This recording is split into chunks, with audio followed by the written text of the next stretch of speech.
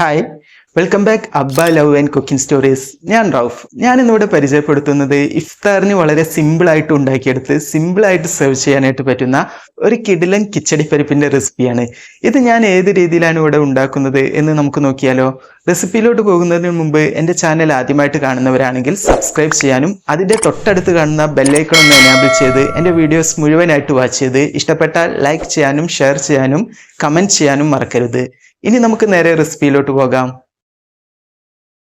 കിച്ചടിപ്പരിപ്പ് ഉണ്ടാക്കിയെടുക്കാനായിട്ട് തുടങ്ങാം. അതിനായിട്ട് ഞാനിവിടെ ആദ്യം ഉപയോഗിക്കുന്നത് ചെറുപയർ പരിപ്പ് അരക്കപ്പാണ് കേട്ടോ.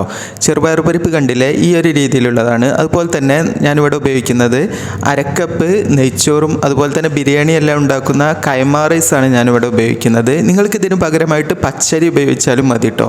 ഈ ഒരു രീതിയിലാണ് നിങ്ങൾ ഉപയോഗിക്കേണ്ടത്. ഈ രീതിയിൽ ഉണ്ടാക്കിയെടുക്കുമ്പോൾ നല്ലൊരു ടേസ്റ്റാണ് കേട്ടോ. നെയ്ച്ചോറിൻ്റെ അരി ഉപയോഗിക്കുന്നതാണ് കൂടുതൽ ടേസ്റ്റ്. ഇനി നമുക്കിതിൻ്റെ 3-4 തവണ നന്നായിട്ട് കഴുകി വൃത്തിയാക്കി എടുക്കണം. എന്നിട്ട് ഇതിലോട്ടൊരു 4 ഗ്ലാസ് വെള്ളം ഒഴിച്ച് കൊടുക്കുന്നുണ്ട്. ഞാനിവിടെ അരി അളന്നെടുത്തിട്ടുള്ള അതേ കപ്പിലാണ് ഞാനിതും അളന്നെടുത്തിട്ടുള്ളത്. എന്നിട്ട് ഇത് അതിൻ്റെ കൂടെ ആഡ് ചെയ്ത് കൊടുത്തു. വെള്ളത്തിൻ്റെ അളവ് കൂടാതെ ശ്രദ്ധിക്കണം കേട്ടോ. കൂടിക്കഴിഞ്ഞാൽ ഇതൊരു ലൂസ് കൺസിസ്റ്റൻസി ആയി പോവും. അപ്പോൾ അത് നിങ്ങൾ ശ്രദ്ധിക്കണം. ഞാനിവിടെ ഒരു 4 കപ്പിൽ കുറച്ചാണ് വെള്ളം ഉപയോഗിക്കുന്നത്. അത് നമുക്ക് മതിയാവും കേട്ടോ. ഇനി ഞാൻ ഇതിലോട്ടായിട്ട് ഒരു 2 ഏലക്കായി കാണുന്ന രീതിയിലൊന്ന് ചതച്ചെടുത്തിട്ടാണ് ആഡ് ചെയ്ത് കൊടുക്കുന്നത്. ഏലക്ക പൊടി ചേർക്കേണ്ട ആവശ്യമില്ല കേട്ടോ. അപ്പോൾ നമുക്കതിൻ്റെ ഫ്ലേവർ മുന്തി നിൽക്കും. അതുപോലെ തന്നെ ഇതിലോട്ട് ആവശ്യത്തിന് ഒരു നുള്ളു ഉപ്പ് കൂടി ആഡ് ചെയ്ത് കൊടുക്കുന്നുണ്ട്. അതുപോലെ തന്നെ ഉപ്പിൻ്റെ അളവും കൂടാതെ ശ്രദ്ധിക്കണം കേട്ടോ. ഇനി നമുക്കത് നന്നായിട്ടൊന്ന് മിക്സ് ആക്കി എടുക്കാം. എന്നിട്ട് കുക്കർ അടച്ച് വെച്ചിട്ട് ഇതിനെ ഒരു വിസിൽ വരുന്നത് വരെ നമുക്കൊന്ന് വേവിച്ചെടുത്താൽ മതി. ഫുൾ ഫ്ലെയിമിൽ വെച്ചിട്ടാണ് കേട്ടോ. കുക്കർ ഒരു വിസിൽ വന്ന് അതിലെ ആവിയെല്ലാം പോയതിന് ശേഷം ഞാൻ ഈ കുക്കർ ഓപ്പൺ ആക്കി. ഇത് കണ്ടോ, നമുക്ക് നന്നായിട്ട് തന്നെ നല്ല പെർഫെക്റ്റ് ആയിട്ട് നമുക്കിത് കിട്ടിയിട്ടുണ്ട് കേട്ടോ. ഇതിൽ വെള്ളമൊന്നും കൂടിയിട്ടൊന്നുമില്ല. നല്ലൊരു കൺസിസ്റ്റൻസിയിലായിട്ട് തന്നെ നമുക്കിത് കിട്ടിയിട്ടുണ്ട്. ഈ ഒരു പരുവത്തിലാണ് നമുക്കിത് കിട്ടേണ്ടത്.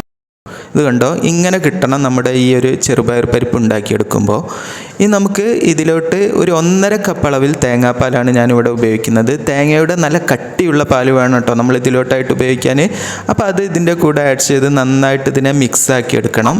ഈ സമയം നമ്മളൊരു മീഡിയം ഫ്ലെയിമിൽ വെച്ചിട്ട് വേണം നമ്മളിത് ചെയ്തെടുക്കാനായിട്ട് കേട്ടോ. ഇനി നമുക്കിതിനെ നല്ല രീതിയിലൊന്ന് മിക്സ് ചെയ്തെടുക്കാം. ഇതിൻ്റെ അടിക്കൊന്നും പിടിക്കാതെ ശ്രദ്ധിക്കണം.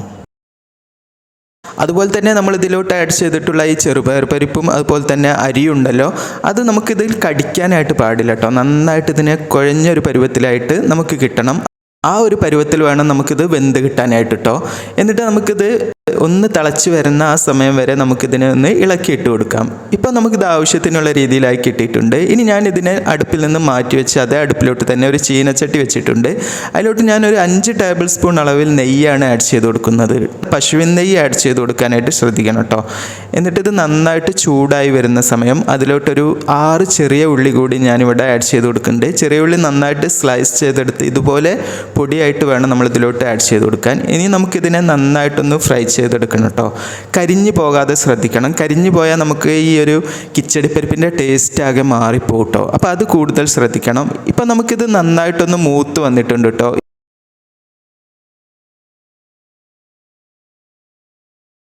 ഈ സമയം ഞാൻ ഇതിലോട്ട് കുറച്ച് അണ്ടിപ്പരിപ്പ് കൂടി ആഡ് ചെയ്ത് കൊടുക്കുന്നുണ്ട് കേട്ടോ. ഉള്ളി ഈ ഒരു പരുവത്തിലായി കിട്ടുന്ന സമയത്ത് വേണം നമ്മൾ ഇതിലോട്ടായിട്ട് അണ്ടിപ്പരിപ്പ് ആഡ് ചെയ്ത് ഇളക്കിയിട്ട് കൊടുക്കാനായിട്ട്. അതുപോലെ തന്നെ ഈ ഒരു പരുവത്തിൽ തന്നെ നമ്മൾ ഇതിലോട്ട് റൈസിൻസ് കൂടി ആഡ് ചെയ്ത് കൊടുത്ത് നന്നായിട്ട് ഇതിനെ മൂപ്പിച്ചെടുക്കുക കേട്ടോ. നല്ലൊരു ഗോൾഡൻ ബ്രൗൺ കളറിലായി കിട്ടുമ്പോൾ നമുക്ക് ഈ എണ്ണയിൽ നിന്ന് ഇതിനെ കോരി മാറ്റി വെക്കാം. ഈ ഒരു രീതിയിലാണ് ഞാൻ ഉണ്ടാക്കിയെടുത്തിട്ടുള്ളത്. ഇനി നമുക്കിത് ഈ കിച്ചടിപ്പരിപ്പിലോട്ട് ആഡ് ചെയ്ത് കൊടുക്കാം.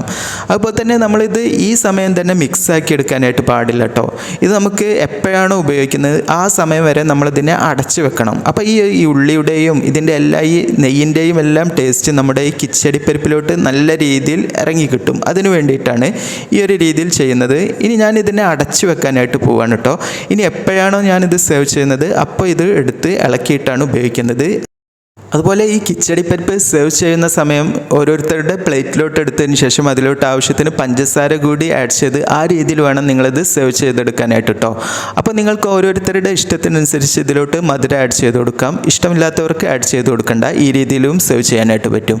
ഇത് ഇഫ്താറിന് ഉണ്ടാക്കിയെടുക്കാനായിട്ട് പറ്റുന്ന നല്ലൊരു ഹെൽത്തി സിമ്പിൾ റെസിപ്പിയാണ് കേട്ടോ. അപ്പോൾ നിങ്ങളെല്ലാവരും ഇതേ രീതിയിലൊന്ന് ട്രൈ ചെയ്ത് നോക്കണേ. ഈ രീതിയിൽ നിങ്ങൾ എല്ലാവരും ഈ സിമ്പിൾ കിച്ചടി പരിപ്പ് ഉണ്ടാക്കി നോക്കി അതിന്റെ ഫീഡ്ബാക്ക് താഴെ കാണുന്ന കമന്റ് ബോക്സിൽ എന്നെ എഴുതി അറിയിക്കാൻ മറക്കരുത്. ഇനി നമുക്ക് പുതിയൊരു വെറൈറ്റി റെസിപ്പിയുമായി പുതിയൊരു വീഡിയോയിൽ കാണാം. താങ്ക്